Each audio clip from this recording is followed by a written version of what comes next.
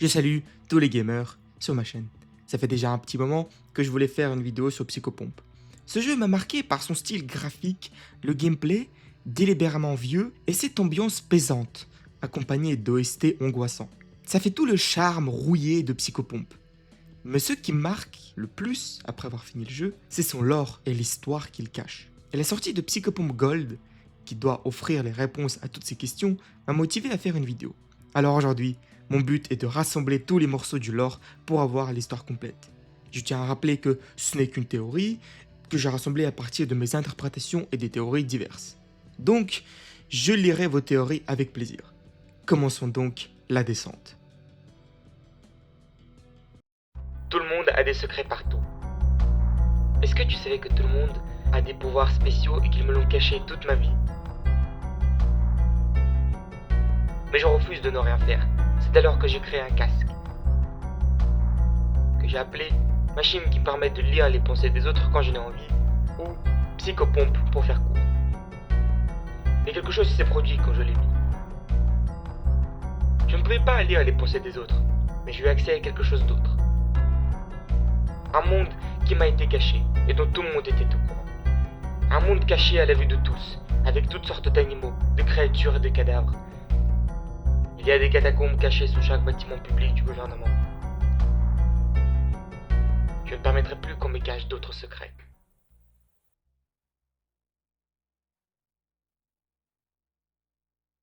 Le didacticiel a déjà des détails qui nous aident à comprendre le monde dans lequel on se trouve.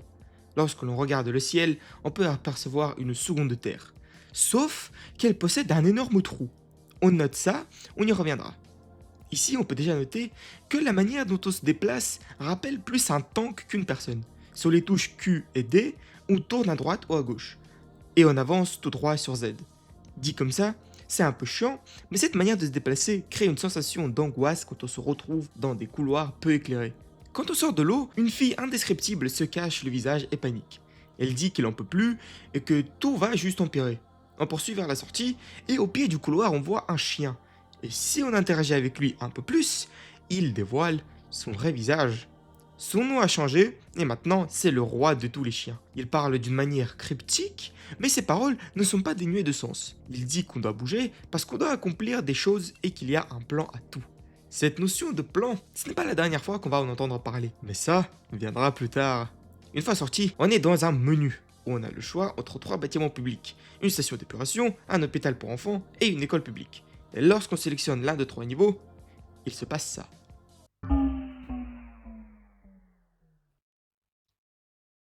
Notre héroïne partage avec nous ses théories complotistes. Mais en fait, c'est qui cette femme? On ne connaît rien d'elle. Même son prénom est un mystère. Mais pour ne pas l'appeler femme, la communauté lui a donné un nom. Pompey. Chaque écran de chargement sera dédié à une théorie complotiste. Et cette caractéristique complotiste explique le choix de bâtiments où on s'introduit. Les patients psychiatriques sont souvent convaincus qu'ils se font empoisonner avec des médicaments ou avec l'eau du robinet. Ça explique la volonté de s'introduire dans une station d'épuration. Une histoire similaire s'est passée aux États-Unis, quand le chercheur Tyrone Hayes a découvert que dans les canalisations se trouve un composant chimique qui féminise les grenouilles. Et même en 2023, un candidat à la présidentielle a dit que les eaux ont un impact sur la sexualité des enfants. Comme quoi, on peut trouver des analogies à Pompey dans le monde réel. Quand elle rentre dans la station, elle fait quelques commentaires sur le lieu. Si le traitement des eaux usées est une question de santé publique, alors pourquoi il y a un ascenseur qui nous amène droit dans nos propres déchets? Qu'est-ce qu'ils peuvent y cacher? Ainsi donc, elle descend dans la station.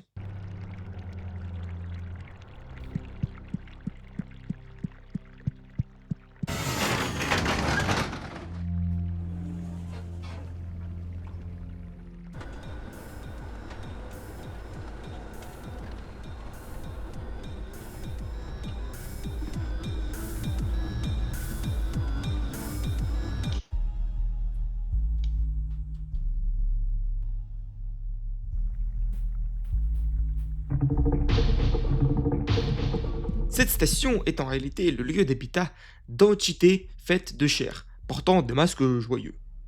Ils nous parlent de leur reine qui leur procure à manger. Mais avant d'aller voir la reine, on doit trouver la clé. En se baladant dans les catacombes, on se fait attaquer par des monstres créés de chair, avec de grands yeux kawaii. Dans une pièce, on trouve une note dans laquelle une personne annonce son réveil. Mais elle a perdu ses souvenirs. Pour le moment, il est difficile d'établir l'auteur de la lettre. Mais tâchons de nous rappeler que quelque chose vient de se réveiller et que ce sont des bonnes nouvelles. Quand on continue, on peut faire un détour dans un tout petit couloir qui mène à un temple. Dedans, on trouve une seringue de soins et une effigie de libellule. Ici, on peut aussi faire connaissance avec une autre espèce habitant les catacombes, les Traits. Derrière le temple, il nous dit que ce lieu est sacré. Donc, la libellule, logiquement, représente une entité du culte. Une fois qu'on trouve la clé, on peut enfin voir la reine dans toute sa gloire. Les deux nuggets nous disent qu'on doit la tuer, vu que toute bonne reine doit un jour laisser sa place. On obtient la clé et on peut aller baisser le pont pour faire tomber la guillotine sur sa tête. Mais il reste une chose dont je n'ai pas parlé. Lorsque l'on monte les escaliers en direction du pont, on peut apercevoir une flaque de sang près du mur. Et en repensant au conseil que nous a donné Pompey sur les faux murs, on se décide à donner un coup de marteau. Dedans, on trouve un PNJ cryptique. Et je vais être honnête, il dit de la merde. Ce n'est pas le dernier PNJ qui servira à rien, n'y prête pas attention. Ce qui nous intéresse, c'est la note qu'on trouve au mur. Je suis désolé, mais ça n'a aucun sens. Je n'arrive pas à comprendre. Toutes les mesures, la gravité, la trajectoire, la masse, tout est cohérent avec une planète plus petite que la Terre. Il n'y a aucun moyen pour que la Terre perde la masse, si. Et qu'en est-il de cette Terre dans le ciel? Elle aussi ressemble à notre planète, mais bien plus petite, proche de la taille d'une lune. Je ne vois pas comment tu peux nier tout cela. Ta thèse dit que tout cela est simplement dû à une panne d'équipement ou à une erreur de manipulation. Je comprends le désir d'être sceptique, et je respecte tout ce que tu as fait pour moi au fil des années. Au bout d'un moment, nous devons commencer à regarder ce qui est directement devant nous. Tu es dans le déni de la situation dans laquelle nous nous trouvons. Signé. Cette lettre est très importante, parce qu'il nous indique que la deuxième planète qu'on voyait dans le ciel est bel et bien réelle, et ce n'est pas le fruit de notre psychopompe. À l'instant même, il y a un phénomène que les scientifiques préfèrent ignorer. En traversant le pont, on peut apercevoir une autre femme, Trait, qui nous parle de son village. Donc, les Traits ont un village où ils se cachent de quelque chose. Une fois la guillotine baissée, on entend le cri de la reine. En retournant dans la chambre de la reine, on peut ramasser un œuf de la terre. C'est sûrement la chose la plus difficile à comprendre dans le jeu, mais ne vous en faites pas, moi j'ai compris.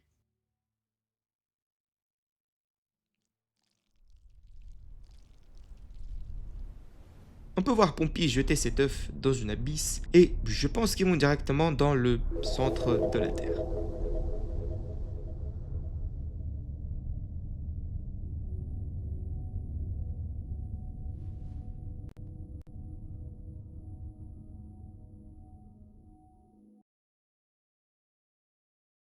Le bâtiment qui suit est l'hôpital pour enfants. Ici, Pompey partage sa haine bien claire des hôpitaux. Il dit que les médecins sont hypocrites et que tout ce qu'ils veulent, c'est qu'on la boucle et qu'on paye. C'est bien le cas avec de nombreux complotistes, hein. Le nombre de personnes qui s'opposent au vaccin pendant le confinement de la Covid, mais même à ce jour, hein, il y en a qui ne se vaccinent pas et qui ne prennent pas de médicaments. C'est ainsi qu'on descend dans les catacombes de l'hôpital. La zone est très sombre. Quand on sort de l'ascenseur, on est accueilli par une infirmière qui nous explique qu'ici, ils gardent les patients VIP en guise de remerciement pour tout ce qu'ils ont fait pour l'humanité. Et je voudrais m'arrêter sur ces trois patients qui sont entourés de choses qu'ils aiment le plus selon l'infirmière. Au milieu de nous, nous avons Platon. Il n'y a pas de meilleur son que celui des enfants. Le toucher des enfants, l'odeur des enfants. Socrate est d'accord avec moi. C'est donc bien et juste. Je n'ai pas vu assez de personnes faire de commentaires sur ce qu'ils disent et pourquoi ces personnages disent ça.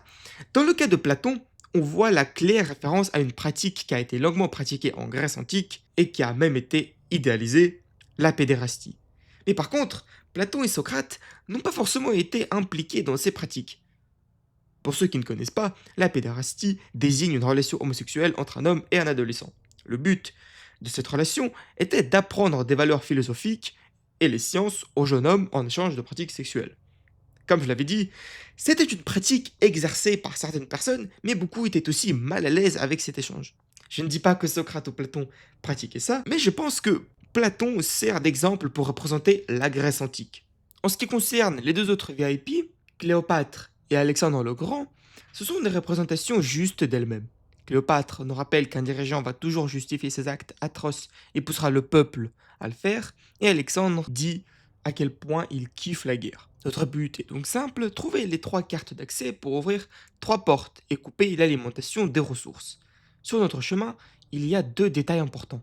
D'abord, une lettre. Des textes récemment découverts font référence à 2 figures énigmatiques, Seqvenash Vishneri, la reine de Vénus, et Krosner Kolven, le roi de Mercure. Plusieurs textes anciens représentent ces êtres créant les corps célestes et l'univers. Leurs noms semblent se rapporter à 2 planètes fictives, Vénus et Mercure respectivement, sur lesquelles ils régnaient. On pense que ces figures faisaient l'objet d'un culte. Cependant, leur description et leur représentation dans les textes ne correspondent à aucune religion ni aucune culture. En se dirigeant vers le dernier levier, on peut observer le ciel. Et cette fois-ci, on ne voit pas la seconde Terre. On voit ce qui représenterait la Lune. Pareil, elle a un cratère, dans lequel il y a un œil rouge qui nous observe. Serions-nous sur une autre planète? Excellente question. Quand les 3 VIP décèdent, cela indique la fin du niveau et on récupère un autre œuf de la Terre. Le dernier bâtiment de cette zone est une école publique. Quand on y rentre, Pompey n'a pas très envie de nous partager des théories du complot. Elle préfère nous dire de la merde. On descend dans les catacombes. Il s'avère que l'école est une usine géante. Et bon, je trouve que j'ai pas besoin de vous expliquer c'est quoi la métaphore ici, hein. C'est aussi pour ça que j'aime pas cette zone. Enfin, vous avez compris quoi, l'école nous embrigade, système capitaliste aliéné, 1984, Big Brother, la savante écarlate, dystopie et tout ça et tout ça. Dès l'entrée, on peut voir des posters de Pompey collés au mur. Et sur le mur d'en face, il y a une note. Son contenu n'est pas très important en soi, ce qui est important, c'est la note en rouge qui dit imbécile, il n'y a pas d'étoile. Ce qui peut être interprété littéralement. Il n'y a vraiment aucune étoile dans le ciel. Je pense que vous avez compris la structure du niveau. Pour finir le niveau, on doit récupérer l'œuf de la Terre, et pour le choper, on doit détruire diverses choses. Ici, on doit tuer le chef de production en écrasant son crâne. En avançant dans l'usine, on fait face à une espèce de machine faite dedans. Ce que disent les ouvriers n'a absolument aucun sens, mais ce qui est important, c'est la construction elle-même, qui est faite dedans. En éteignant le protocole de sécurité des 2 côtés de l'usine, on peut augmenter la pression des machines pour écrabouiller son crâne. On appuie sur le bouton et on finit le niveau. Sur ce, on a fini les 3 niveaux de cette zone, mais on n'a pas fini pour autant. Parfois, dans le menu, on peut apercevoir des zones transitionnelles. Ces zones ne sont pas moins importantes que les niveaux principaux. La première s'intitule Point de départ. C'est une petite chambre dans laquelle on voit un grand cocon et un trait. Elle nous explique que la reine a éclos de son cocon et qu'elle a peur que les chiens parasites vont la tromper. Mais elle garde espoir. Ça colle avec le temple qu'on a vu dans les canalisations, où les traits vouaient un culte à une libellule. Ça veut donc dire que la reine est une libellule. De plus, dans la même canalisation, on a vu cette fameuse note, où une personne annonce son éveil. L'auteur de la lettre est donc la reine qui a éclos. Et les chiens parasites renvoient au seul chien qu'on a vu, le roi de tous les chiens. Ce clébard est donc une menace pour la jeune reine qui a éclos. La seconde zone est un village de traits. Les habitants nous disent plein de choses importantes. D'abord, ils ont été chassés sous terre par les humains, qui appellent cette planète la Terre, ce qui révolte la Trait. Ça veut dire que cette planète n'est pas la Terre. En plus de ça, on apprend que ces mêmes humains sont faits d'argile et de poussière. Dans la troisième zone, la chambre de communication est un enregistrement téléphonique entre 2 personnes. Hé, tu m'entends? Oui, nous t'entendons. J'espère que tu vas bien. C'est tellement ennuyeux ici. Je meurs d'ennui. Je ne supporte pas le désert. Burk! Quel est le statut? La reine? Elle est réveillée, mais encore endormie. Elle essaye de se cacher. Peu importe. Ses progrès sont parfaits. Et l'autre? Le roi dort profondément, comme un gros bébé idiot qui ronfle. Bien, ne le réveillez pas avant que je vous le dise. La dernière chose dont nous avons besoin, c'est d'avoir à gérer les 2 en même temps. Pas avant que tout ne soit prêt. Oh, on est obligé. Il n'y a rien à faire ici. Surtout avec ces petites marionnettes. Elles sont ennuyeuses, pas comme les vraies. Celles-ci ne se tortillent pas correctement et elles font un tel désordre quand elles éclatent. Patience, bientôt nous nous amusons plus que jamais. Ah, si tu le dis, t'es le patron. le meilleur des garçons, le roi de tous les garçons. Quand on te reverra, je t'offrirai un bel os bien juteux. Charmant, j'ai hâte. Oh, attends, ce canal est sécurisé? Ça devrait, mais ça n'a plus aucune importance. La personne qui écoute ne peut rien faire. Ce dialogue nous révèle l'identité de l'un des deux interlocuteurs, le roi de tous les chiens. Le deuxième reste un secret pour l'instant. Ils discutent de l'éveil de la reine et du roi qui dort dans un désert. En se basant sur ce que nous a dit la femme Trait dans la zone du cocon, les deux personnages commencent leur plan pour saisir la reine éveillée. Et à un petit détail, la personne qui s'ennuie dit que les personnes éclatent, les mêmes personnes dont parle la Trait dans le village. Dans le mauvais lieu à papa, nous nous retrouvons dans un salon, avec une télé qui nous diffuse une transmission.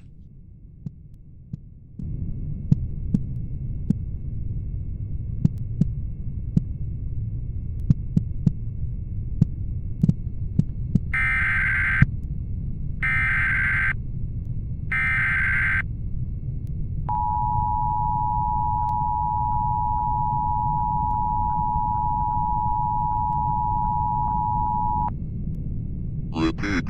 At 3:45 a.m. today, a state of emergency was declared following the appearance of a large unknown insect-like creature in the Melness borough of Central City. The creature is unpredictable and is considered to be highly dangerous. This is not a drill. If you are inside, stay inside. If you are outside, find the nearest shelter. If you are thinking, stop thinking. The insect may appear to you as a human. It is not. It is an aberration of your imagination and does not exist. Stay away from the insect, as it is highly dangerous.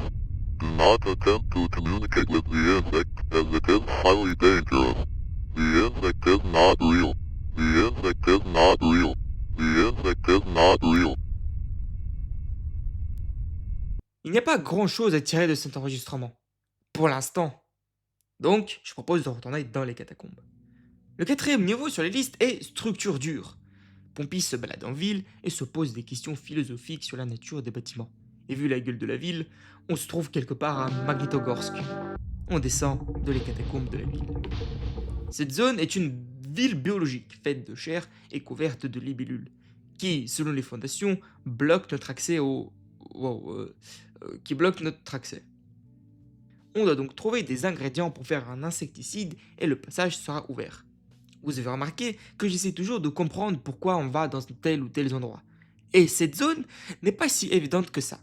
Mais je crois savoir ce que le dev voulait dire. Le concept qui est utilisé ici, c'est le concept des villes parlantes. Nos villes nous parlent. Si vous sortez dans la rue et trouvez une source d'informations comme les graffitis, les tags, les pubs ou les statues, ça veut dire que la ville communique avec nous. En observant une certaine architecture ou l'état des maisons, on peut en déduire les périodes dans lesquelles elles ont été construites. Et qu'est-ce qui s'est passé avec elles? Dans ce niveau-là, on retrouve le même concept, sauf qu'ici, les bâtiments communiquent entre eux. Oui, j'ai pas dit, mais ici, les bâtiments utilisent des tags pour signaler qu'ils ont faim. Niveau lore, ici, on n'a pas grand-chose. Il n'y a pas de notes, pas de détails, pas de dialogue révélateur, mais je tiens à dire que les zones deviennent de plus en plus grandes. Ce n'est plus des catacombes étroites, mais carrément une ville avec plusieurs niveaux d'auteur. Une fois rentré dans le trou, on peut détruire la racine de tous les bâtiments, qui donnent naissance à d'autres bâtiments et à d'autres villes. Une fois détruit, on obtient l'œuf de la terre. La zone qui suit est tellement abstraite que même Pompey n'a rien à dire et semble perdu. On descend dans les catacombes. Cette zone est celle des instructions, où on peut voir des allèles et un grand rapport à l'ADN. En écoutant ce que nous dit le PAF, qui nous dit que c'est lui qui décide comment on va naître et quelle déformation on aura, on peut en déduire que la métaphore poussée est l'idée de certains que toute notre vie est influencée par notre ADN, par rapport à nos réactions, à nos forces, nos intérêts, et notre vie entière est prédéterminée par l'ADN. Certains vont être riches, gentils, d'autres pauvres et deviendront des criminels. Et ça ne changera jamais. Pour obtenir l'œuf de la Terre, on doit détruire ce fœtus qui sert de base pour tout l'ADN du monde. En le détruisant avec de l'ADN corrompu, on détruira tout l'ADN qui existe. Et bien évidemment, qu'on le détruit. Une fois récupéré, on peut entamer les zones éphémères, qui sont comme les zones transitionnelles dans le premier niveau. La première zone est le musée de l'histoire naturelle. Passons en revue ce que nous raconte ce musée.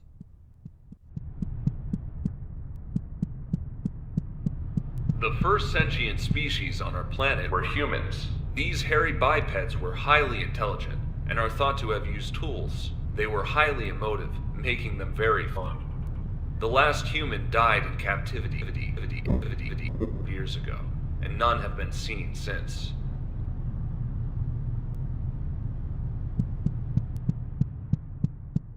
After the humans went extinct, the Thraits evolved. These creatures lived in small societies and did nothing of note. They were strong and stoic, which proved very annoying. The last Thrate died in captivity years ago, and we are better for it.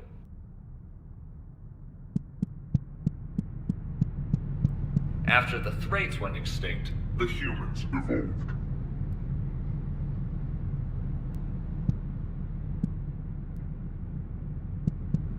C'est pour la première fois qu'on voit ces humains dont parlaient les traits et les deux interlocuteurs dans la chambre de communication. Mais ce qu'ils disent ne colle pas avec ce qu'on a vu. Pompey, elle est bel et bien humaine, et la lettre du scientifique. Donc, si les humains à présent ne sont que argile et poussière, pourquoi existerait-il la zone des instructions? Je doute que ces poupées d'argile aient un ADN. Je pense que les humains existent encore, mais qu'ils sont mélangés à ces espèces de mecs en argile. Cela expliquerait pourquoi le scientifique dans la lettre ne comprenait pas l'ignorance des autres scientifiques. Ces humains d'argile proviennent d'une zone sous terre, à laquelle on a accès depuis une zone éphémère. Il n'y a pas grand chose ici, mais on peut parler à ces abominations. C'est ici qu'ils apprennent des mots, avant d'être intégrés dans le monde réel. Quand on décide de faire demi-tour, on tombe nez à nez avec une copie de nous-mêmes. En l'observant, Pompey va dire « parfaite imitation ». En sortant de ces zones, on peut poursuivre notre exploration. La dernière zone qu'il nous reste à voir, c'est les symboles. On se trouve dans un espèce de bâtiment. Cette fois-ci, Pompey n'a rien à dire. Dès qu'on se rapproche de l'ascenseur, ces murs disparaissent. Et on n'a même pas besoin de descendre où que ce soit. Le dernier œuf de la Terre se trouve derrière 4 seaux. Pour les ouvrir, on doit comprendre comment s'est créé le monde et ce qui l'entoure. Pour y arriver, on doit trouver et tuer 4 parangons. Le parangon des humains, le parangon de la chair, des symboles et des concepts. Sur notre chemin, les hommes symboles ne seront pas contents de notre venue. Celui sur la tour a même dit connaître des usurpateurs. Ici, on peut aussi apprendre que les 4 parangons ont été créés par 2 pensants. Cette zone joue un rôle important dans la chronologie de Pompey et nous permet d'expliquer beaucoup de choses. Donc, ne l'oubliez pas. En récupérant le dernier œuf, on finit le niveau. Vous espérez sûrement qu'on commence l'exploration des zones anomales, vu qu'elles ont toujours eu une importance. Et bah, pas cette fois.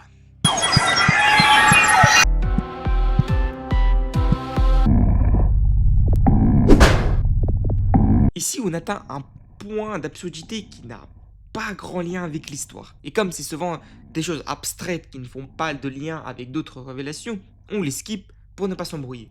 On plonge directement dans l'entrée.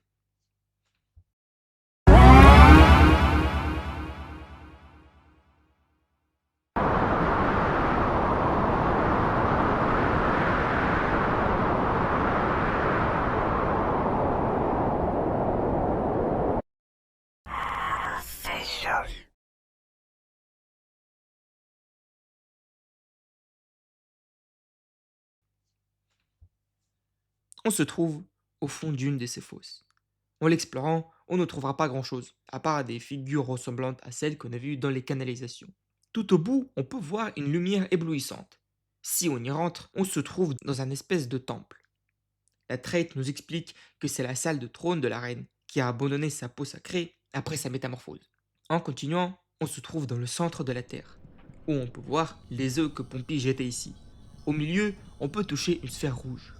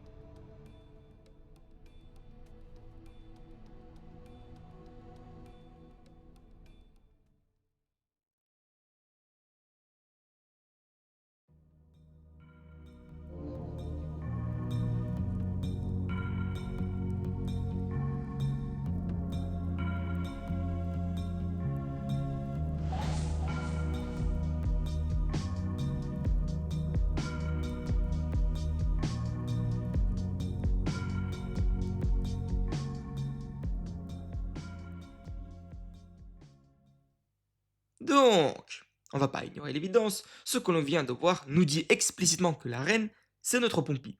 Si on revient sur la carte, on peut trouver une zone interdite qui représente une librairie dans laquelle on peut trouver une seule note.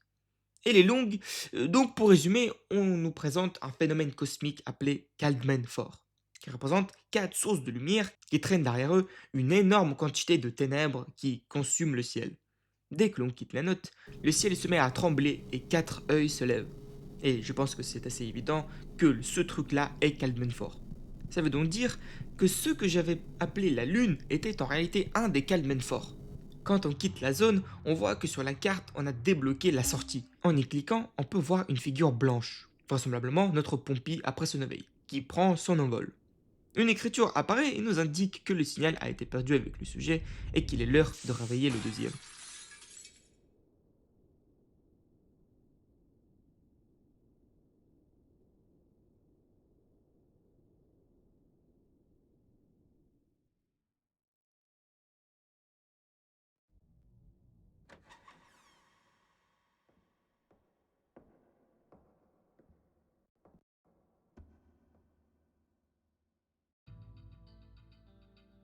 À partir de là, on joue un autre personnage, un homme habillé en noir avec un visage abstrait.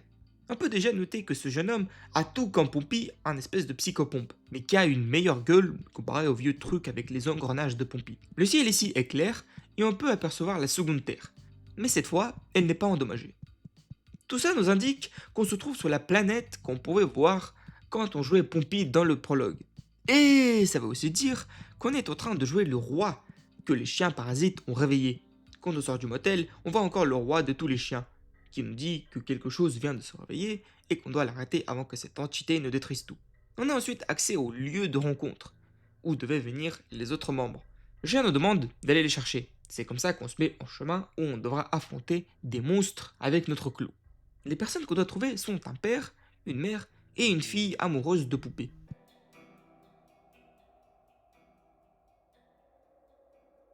Quand on les ramène tous dans le lieu de rencontre, notre personnage se retourne et voit une explosion tellement forte qu'il s'évanouit.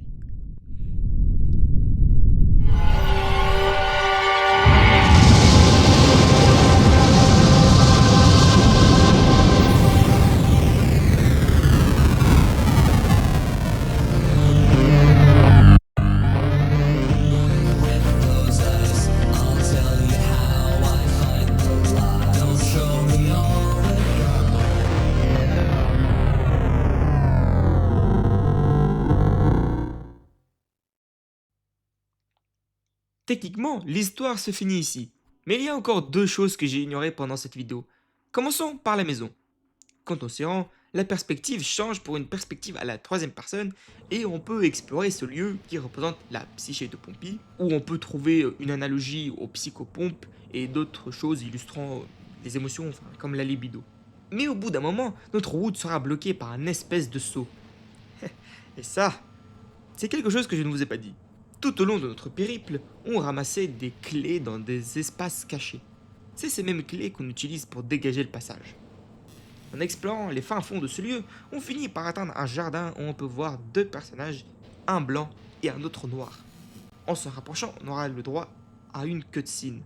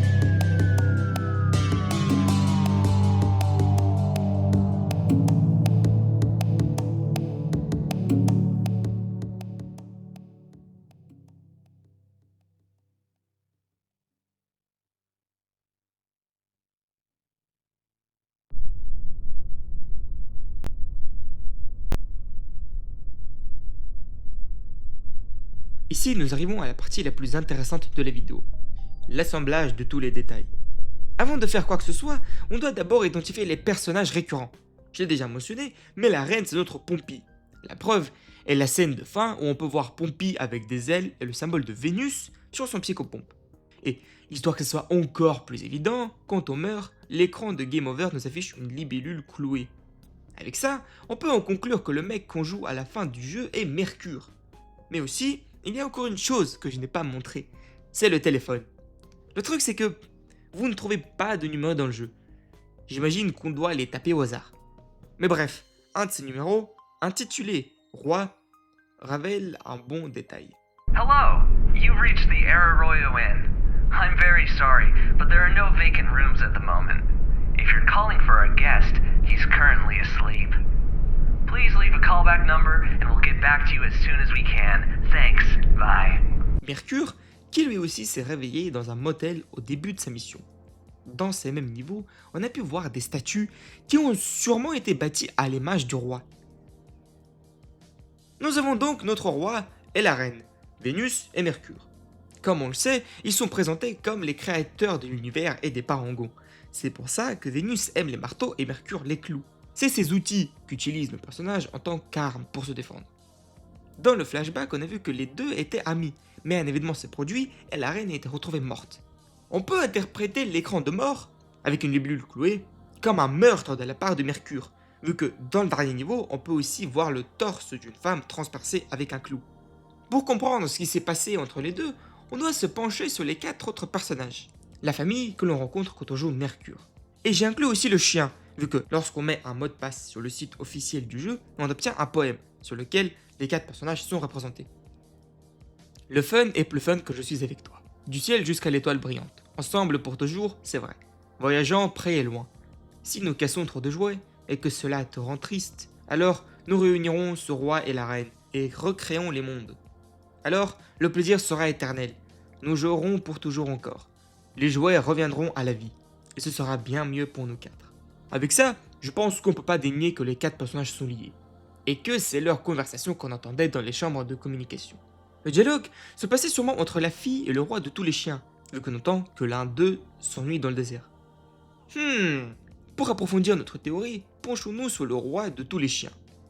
La trait qu'on avait rencontrée près du cocon nous a dit qu'elle a peur que le chien parasite trompe la reine. Et d'une manière inconnue, ils ont réussi à corrompre Mercure pour qu'il travaille avec eux. En ce qui me concerne, je pense que cette famille a un lien avec Kaldmenfor, le fameux phénomène qui traîne les ténèbres. Dans l'article, on peut lire que Kaldmenfor absorbe la lumière, et que c'est pour ça que l'on voyait plus les étoiles. Mais vu qu'il n'y a absolument aucune étoile dans le ciel, et que le soleil a été rayé du système solaire, cela veut dire que Kaldmenfor a détruit toutes les étoiles et même les planètes de notre système solaire. Sauf, comme on peut le voir, Vénus et Mercure. Donc, le but de toute cette destruction, c'est les caprices de l'enfant. Mais pourquoi ne pas détruire Mercure et Vénus? Comme c'est dit dans le poème, ils ont besoin du roi et de la reine pour qu'ils reconstruisent l'univers pour leur amusement. Un autre appel téléphonique y fait référence. Hey everybody, let's have fun today. What kind of fun do I have in mind? I've got a game to play. What kind of game is it? Well, let's say it's a game of tricks. It's a game of traps and twists and turns.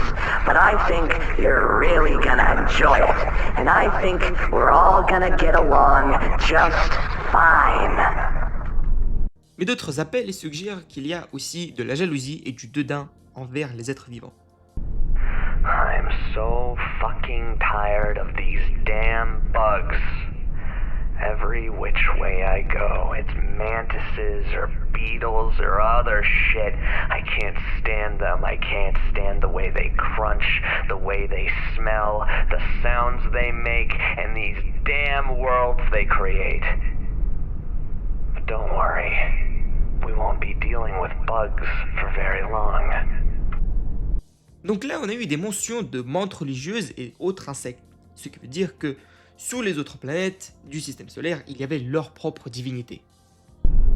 It should come as no surprise that worms would get jealous, left in the dirt, left to rot, in the mire beneath the dark size of the world, the worms might wonder, and the worms might try. Je dirais qu'ici, on parle de la famille et du roi de tous les chiens, vu que la traite l'appelle chien parasite. Je voudrais aussi attirer votre attention sur le roi de tous les chiens. Moi, je me demande qui l'a proclamé roi. Mais surtout, sur quel chien il règne, vu que c'est le seul chien qu'on a rencontré dans le jeu.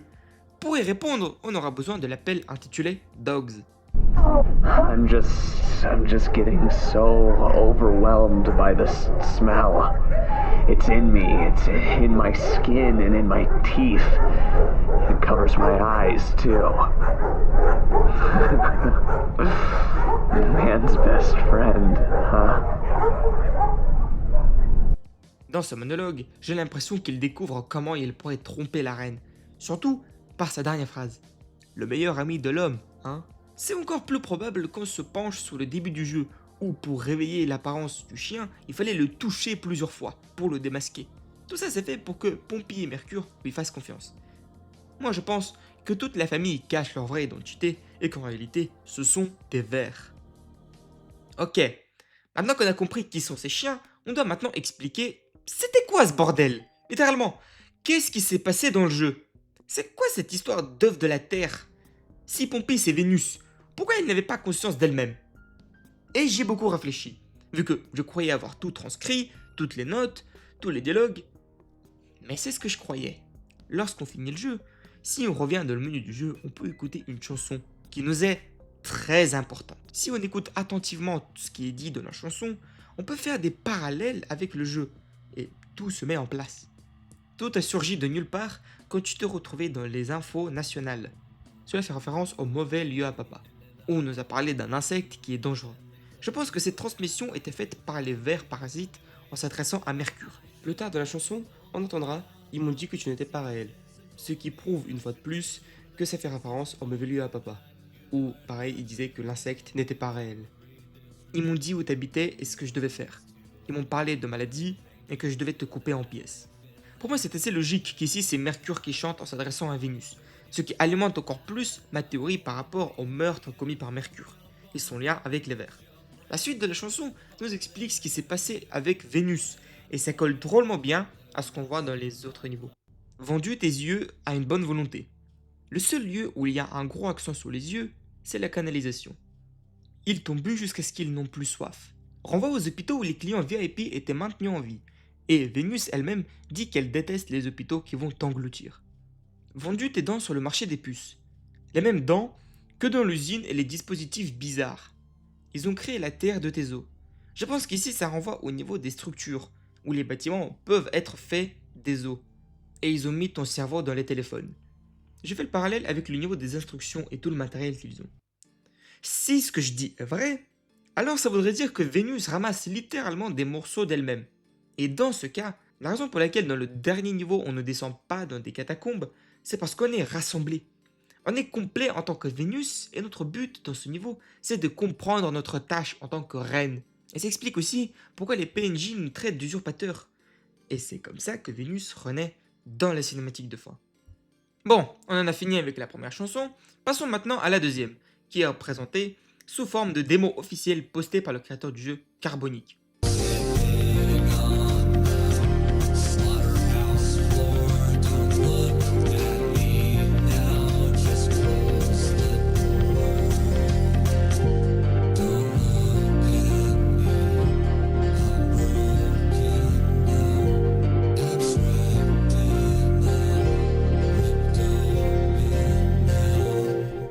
Pour moi, c'est évident que c'est Mercure qui chante en parlant de lui-même à quelqu'un d'autre.